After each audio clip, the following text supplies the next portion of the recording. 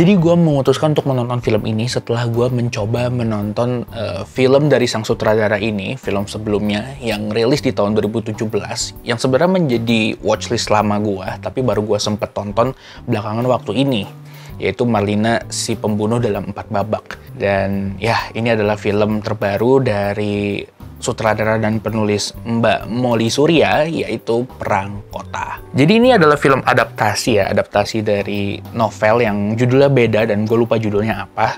Yang mana intinya Perang Kota ini sebenarnya adalah sebuah film drama perang yang berlatar di tahun 1946. Sebuah masa ketika Indonesia masih memperjuangkan kemerdekaannya. Di mana di sini pihak Belanda itu menggandeng Inggris dan tetap berusaha untuk mempertahankan kekuasaannya di Hindia Belanda.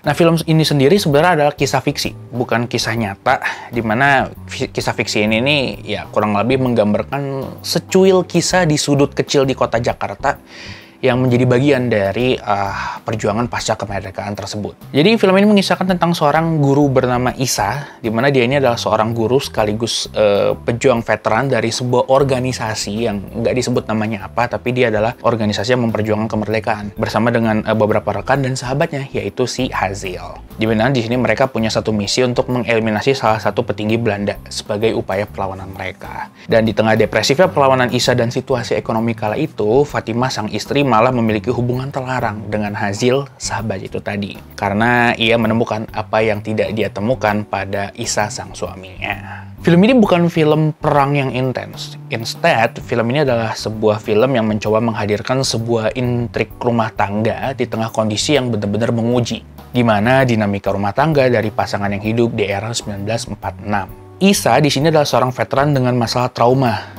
yang menyebabkan dia punya kendala secara seksual. Di mana ini mengakibatkan dia nggak bisa memberikan dalam tanda kutip hak batin kepada Fatimah. Dan ditambah lagi, di sini dia harus kembali pada sebuah misi gerilya yang depresif dan menyibukkan. Yang mana ini malah membuat dia semakin jauh dari Fatimah dan anaknya, Salim. Nah, di sisi lain, masalah keamanan dan juga ekonomi juga salah satu hal yang bikin mereka semakin runyam dan tidak fokus untuk memikirkan permasalahan rumah tangga mereka. Nah, dengan kondisi yang seperti itu, Fatimah akhirnya malah melihat Hazil, sahabatnya Isa, sebagai seseorang yang seenggaknya bisa memberikan hak batin kepada dia. Dan Hazil juga di sini adalah sosok yang seringkali hadir di saat-saat yang kecil tapi krusial. Bahkan sesederhana mendampingi Salim ketika dia mau tidur, dan diperdengarkan musik dan duet bersama si Fatimah. Nah, si Hazil ini sendiri digambarkan sebagai seorang pemuda yang lahir dari keluarga yang kaya dan juga patuh kepada Belanda. Sehingga ya hitungannya dari kepatuhan ayahnya ini, Hazil tuh sebenarnya punya semacam keamanan yang ada pada dirinya dia. Jadi dia nggak punya beban dan tanggungan seberat dan seberbahaya Isa sebenarnya. Nah, tapi si Hazil di sini malah memutuskan untuk dalam tanda kutip ngebangkang sama ayahnya dan bergerilya, ikut membela kemerdekaan dan menjadi sidekicknya si Isa. Sebenarnya sebagian kesibukan Isa dan juga Hazil tuh harusnya sama ya. Nah, cuman yang paling krusial sebenarnya adalah Hazil ini masih punya semangat muda dan bisa dibilang dia minim beban dan tanggungan, yang mana itu membuat dia kesannya jadi lebih muda dan jauh lebih stabil. Beda dengan Isa yang punya beban dan tanggungan yang cukup berat dengan trauma yang cukup membekas, ya bikin dia ya sudah tidak sestabil itu. Dan dengan kondisi seperti itu akhirnya terjadilah singkat cerita drama segitiga antara Isa, Hazil, dan juga Fatimah. Tapi instead of drama cinta segitiga yang pelik dan besar dan meledak-ledak, menariknya film ini malah menampilkan drama yang kesannya tuh memberikan penyelesaian yang bijak dan juga dewasa. Ada kekecewaan, ada pengkhianatan, tapi ada juga dilema di antara itu. Ada cinta dalam kekecewaan dan ada cinta dalam pengkhianatan. Gue menemukan perspektif yang menarik ketika gue menonton film ini. Pengkhianatan Fatimah itu rasanya pengen memperlihatkan kalau misalnya dari sisi wanita, yang namanya hak batin dan hasrat itu adalah hal yang benar-benar ada dan justru itu seringkali dilupakan. Seringkali hak batin dan hasrat manusiawi itu cuma diidentifikasikan kepada para pria. Seringkali pria itu jatuhnya kayak memvalidasikan pengkhianatan mereka, melakukan hal-hal yang mereka inginkan, jika alasan tersebut adalah alasannya hasrat mereka yang tidak terpenuhi. Mereka menekanlah kalau misalnya mereka itu harus dilayani, harus dipuaskan, tapi seringkali lupa bahwa mereka juga ya harus melayani dan juga memuaskan. Hak batin dan hasrat ini sering banget disederhanakan menjadi kegiatan hubungan gitu. Tapi sebenarnya ya hak batin dan juga hasrat manusiawi itu bukan cuma tentang hubungan suami istri. Bahkan yang namanya presence atau kehadiran itu adalah hal yang penting sebagai bentuk dari hak batin, khususnya kepada wanita. Seringkali pria menyerahkan kewajibannya pada wanita tuh cuman mencari nafkah dan memberikan kegiatan itu, tapi justru melupakan kewajiban untuk ada dan hadir. Nah, tapi dari alasan pengkhianatan Fatimah yang gue tangkap itu tadi, itu tidak sekonyong-konyong membuat film ini memvalidasi dan memberikan kebenaran atas tindakannya. Gak sekonyong-konyong juga bikin film ini seolah-olah menyalahkan Isa atas segala yang terjadi dan dilakukan oleh Fatimah. Dari Isanya sendiri, di sini digambarin kalau ya, Isa itu bukan cuma seorang suami, dia juga adalah seorang pejuang tak bernama. Traumanya membekas, bahkan masih harus berjuang. Bahkan tugas terakhirnya membuat dia terpaksa harus mengesampingkan masalah traumanya itu. Yang mana masalah traumanya ini ya sebenarnya adalah masalah yang membuat dia sebagai seorang pria itu kehilangan kemampuan fundamentalnya secara biologis. Yang mana seharusnya itu bisa membuat tekanan secara mental. Tapi di sini Isa malah ya terpaksa mengesampingkan hal itu. Ya dari situ ya jelas, akhirnya dia meninggalkan istrinya tanpa kehadiran yang jelas. Berusaha menanggung semuanya sendiri. Dimana kalau gue lihat kondisi Isa ini adalah gambaran ekstrim dari dinamika seorang pria yang kesulitan menemukan keseimbangan antara dunia luar dan dunia di dalam rumahnya. Seringkali semua itu bercampur aduk menjadi satu dan ya jadi peluru liar yang akan mantul di dalam rumah tangga. Ditambah lagi egonya membuat pria itu ya memang seringkali memutuskan segalanya sendiri. Dan wanita juga ya seringkali memilih tidak peduli dan tidak mau tahu akan hal itu. Walaupun memang ego pria yang tebal itu adalah salah satu faktor yang memang bikin pria itu merepotkan untuk dipahami. Tapi di sini kita bisa melihat sosok Fatimah, meskipun dia melakukan dalam tanda kutip pengkhianatan, dia adalah wanita yang tetap berusaha untuk memahami suaminya. Di tengah kesulitannya untuk mengkondisikan kehilangan yang ia rasakan atas suaminya, dia tetap melapangkan hati untuk tetap percaya pada niat dan iktikat sang suami secara holistik. Dia yang terus meyakinkan Isa akan cintanya, dan juga tindakan di akhir untuk mengacuhkan Hazil adalah bentuk untuk tetap percaya pada Isa. Walaupun dia tahu dia nggak akan mendapatkan presence dari suaminya, baik secara literal ataupun secara teknis. Dan dari ceritanya Isa dan Fatimah, gue ngeliat adanya keabu-abuan yang pekat dalam hubungan suami istri. Sebuah hubungan yang memang memerlukan pemahaman dan kompromi yang dalam satu sama lain. Kita bisa melihat sisi yang salah, kita juga bisa melihat sisi yang benar. Tapi ya kedua hal itu harus dielaborasikan dengan ego dan juga ya keinginan yang terbuka. Semua hal yang gue sebutin tadi itu bisa tersampaikan dengan bagaimana naskah film ini tetap berusaha untuk tetap pada lingkup kecil pada latar ceritanya. Walaupun hal itu menurut gue berakibat fatal pada gimana pemahaman penonton, khususnya gue, atas world building dunia saat itu. Dan urgensi dari tugas yang harus dijalani oleh karakter Isa dan teman-temannya.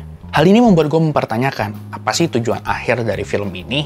Dan ketika gue udah tahu, gue mempertanyakan, kenapa sih tujuan akhir film ini begitu penting? Ditambah lagi dengan penuturannya yang agak slow burn, membuat gue cukup kesulitan sebenarnya untuk tetap engage ke film ini. Tapi ya gue berterima kasih lah kepada production value dari film ini yang memberikan estetika unik yang memanjakan mata. Membuat gue cukup menikmati penuturannya. Nah yang paling unggul dari film ini sebenarnya adalah production design-nya. Khususnya tata artistik set, kostum, dan juga color grading film ini. Berbeda dengan interpretasi film-film sejarah Indonesia lainnya yang identik dengan warna yang warm, saturasi yang rendah, dan dominan coklat kuning, film ini justru menghadirkan perpaduan warna yang kesannya tuh color gradingnya tuh cukup kontras dan bersaturasi tinggi. Bukan cuma color gradingnya, bahkan sampai pada set dan juga kostum-kostum karakternya. Dimana semua itu menurut gue memberikan nuansa jadul Indonesia yang beda dan estetik.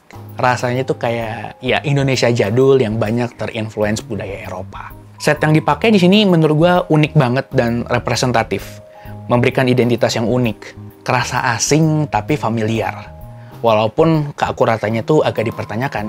Apalagi yang gue tahu ada yang bilang kalau misalnya ketika press disebutin kalau misalnya ya ada adaptasi yang dilakukan oleh film ini untuk bisa memberikan estetika dengan sedikit mengurangi akurasi terhadap budaya. Kalau gue ngeliat secara teknis sinematografi, selain yang tadi gue puji soal warna dan sebagainya, tentu aspek rasio 3:4 film ini menjadi highlight. Tapi selain itu, di sini gue ngeliat berbeda dengan Marlina yang identik dengan wide shot, steadicam, shallow focus, dan lensa yang jauh, karena memang dia ngambil pelataran dan pemandangan dari Sumba, film Perang Kota ini justru lebih banyak menggunakan medium shot, banyak kamera movement, pakai deep focus, dalam artian fokusnya itu agak merata, dan lensa yang dipakai cenderung pendek alias deket. Dan menurut gua sih, feeling gua gambarnya tuh kesannya tuh jadi retro dan juga artificial. Apalagi kalau dibandingin sama Marlina, dia kesannya jauh lebih jauh lebih dramatis lah. Tapi ada juga sih beberapa sinematografi yang pengen gua highlight. Contoh kayak ada beberapa lighting yang paling gua suka itu adalah lighting ketika Isa dan juga Fatima akhirnya bermain musik bersama kembali. Ada sorotan lampu dari lampu di atas piano, itu tuh ngasih kesan yang dramatis banget. Shadow-nya kontras banget, ngasih kesan yang yang sendu gitu ke dalam adegan film itu. Dan adegan slow burn yang paling gue suka adalah adegan ketika Isa mengetahui kenyataan. Di situ dia makan bareng sama Hazil di pinggir jalan, kayak di gerobak gitu. Dia kayak makan nasi ayam, makan pakai tangan, tapi itu barengan dengan kostum mereka tuh yang kesannya tuh western banget. Yang mana itu menurut gue memberikan kontras yang cukup asing tapi kerasa familiar, ngasih estetika sendiri gitu. Dan out of nowhere, adegan itu cuma memperlihatkan mereka makan, gak ada dialog, gak ada gerak-gerik yang gimana-gimana. Itu adalah salah satu adegan slow burn yang cukup menarik perhatian gue. Ya sebenarnya gitu sih intinya. Perang Kota ini adalah sebuah drama cinta segitiga dengan pendekatan yang realistis, dengan menggunakan latar 1946 dan konflik mempertahankan kemerdekaan sebagai medium untuk menggambarkan betapa sulitnya menjadi manusia dan mempunyai hubungan. Dan 1946 ini adalah sebuah waktu dengan cobaan yang cukup untuk menguji sejauh apa interaksi suami istri. Dan ya, begitulah pendapat gue soal film Perang Kota, film terbaru dari sutradara Molly Surya. Dan sebenarnya film ini bukan my cup of tea karena slow burn. Banyak juga yang ngantuk ketika nonton di satu teater dengan gue. Gak banyak sih, soalnya cuman beberapa orang yang nonton, karena gue nonton di jam-jam yang sedikit gitu ya. Gue bisa denger suara orang bisik-bisik, aduh ngantuk gitu, dan ya gue ngerti, tapi itulah esensinya. Memang kalau gue ngeliat dari film Marlina, itu juga slow burn banget sih. Cuman karena Marlina itu jauh lebih berani untuk menggambarkan sesuatunya gitu, jadinya lebih memberikan kesan mencekam. Oh iya, tadi kan gue sempet nyebut ya soal film ini yang kurang bisa menggambarkan seberapa pentingnya misinya mereka. Tapi untuk mengatasi hal itu, seenggaknya ada satu tindakan yang mereka lakukan. Di sini mereka memasukkan adegan di mana ada satu anak kecil berbadan gempal itu ditembak gitu aja gitu sama tentara Inggris ya. Lebih tepatnya tentara India ya. Tapi ya dia kan di bawah kuasanya Inggris ya gitu. Yang mana itu adalah salah satu adegan yang bikin gue cukup agak shock sih ketika nonton film ini. Ya sebenarnya kalau mau disingkat yang mirip-mirip kayak filmnya Joko Anwar lah. Nuansa surrealisnya ada gitu, cuman ya mungkin yang ini jauh lebih masuk ya karena udah ada bayangannya gitu. Yaudah gitu aja pendapat gue. Gimana menurut kalian? Langsung aja kalau bisa kita komentar dan diskusi di bawah, dan sampai jumpa di film berikutnya. Sekian dari gue, dan seperti biasa di channel Yasur karena sebakar racun. Udah nggak relate itu.